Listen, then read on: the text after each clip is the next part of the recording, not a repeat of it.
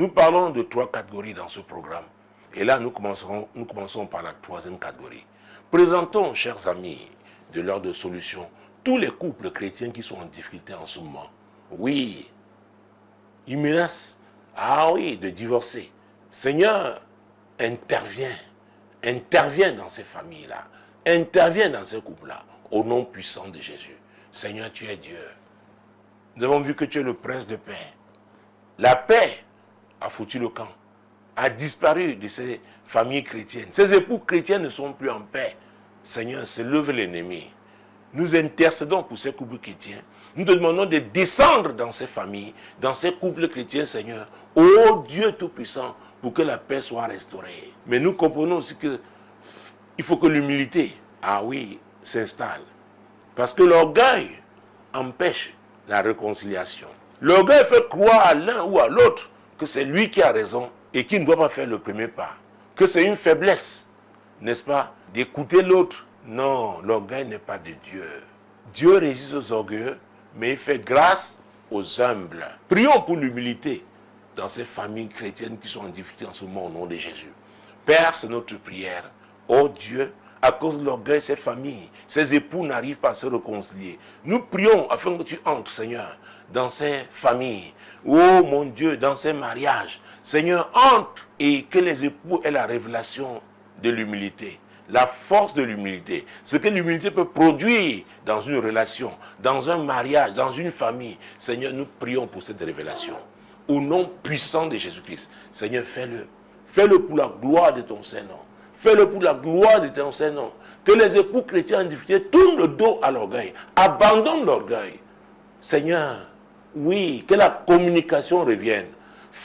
Oh mon Dieu, oui, crée les opportunités pour que les époux recommencent à communiquer. Au nom puissant de Jésus-Christ. Au nom puissant de Jésus. Et Seigneur, mets quelque chose dans leur cœur.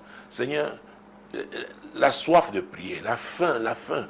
Oui, parce que quand des gens désirent prier, ils ne peuvent pas prier dans cet état de désordre. Ils vont se réconcilier pour prier. Parce que tu as dit que si 2 d'entre vous s'accordent pour me demander quelque chose, une chose quelconque. Donc, s'il n'y a pas prière, si les époux ne prient pas, tu ne peux pas t'épanouir dans un tel mariage. Seigneur, je sais que quand une telle situation s'installe, un état d'animosité, alors la prière aussi fout le camp. Seigneur, la soif, la prière dans les couples chrétiens au nom de Jésus. Restaure cette soif, ce désir, la faim de prier, la faim de pouvoir méditer ta parole, la soif de ta parole. Au nom puissant de Jésus, Seigneur, fais-le. Fais-le, Seigneur. Ramène ces époux à la prière. Oui, et en voulant prier, ils seront bien se parler. Ils comprendront que tu ne peux pas écouter les prières des personnes, n'est-ce pas, qui sont divisées.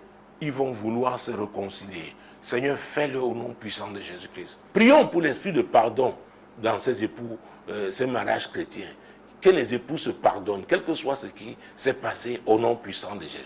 Seigneur, nous prions pour le pardon au sein des familles chrétiennes, notamment les époux chrétiens qui sont en difficulté. Seigneur, ce n'est pas facile de pardonner quand on a été profondément blessé, mais tu es Dieu. Nous intercédons, Seigneur, pour le pardon dans ces familles, le pardon dans ces couples, que ces couples se pardonnent mutuellement, au nom puissant de Jésus-Christ. Prions afin que ces couples comprennent qu'à vrai dire, leur mariage est une plateforme de l'Éternel. C'est un champ missionnaire. Dieu veut gagner des âmes à lui par leur mariage, qui comprennent donc qu'ils sont des missionnaires et qui sachent que s'ils continuent comme ça, ils rendront des comptes à Dieu. Que le mariage n'est pas une institution humaine, mais une institution divine. Prions au nom de Jésus. Seigneur, nous prions pour que les époux chrétiens comprennent que le mariage n'est pas quelque chose qui a été fabriqué par un homme. C'est une institution divine. Et tu mets un homme et une femme ensemble pour un but. C'est qu'ils comprennent qu'ils te rendront compte un jour. Seigneur, et qu'ils se ressaisissent au nom puissant de Jésus-Christ. Au nom puissant de Jésus-Christ. Oh, merci Seigneur. Merci, oh Dieu. Merci Père, au nom puissant de Jésus-Christ. Seigneur, que ces époux en difficulté identifient leur médiateur et l'écoutent au nom puissant de Jésus-Christ.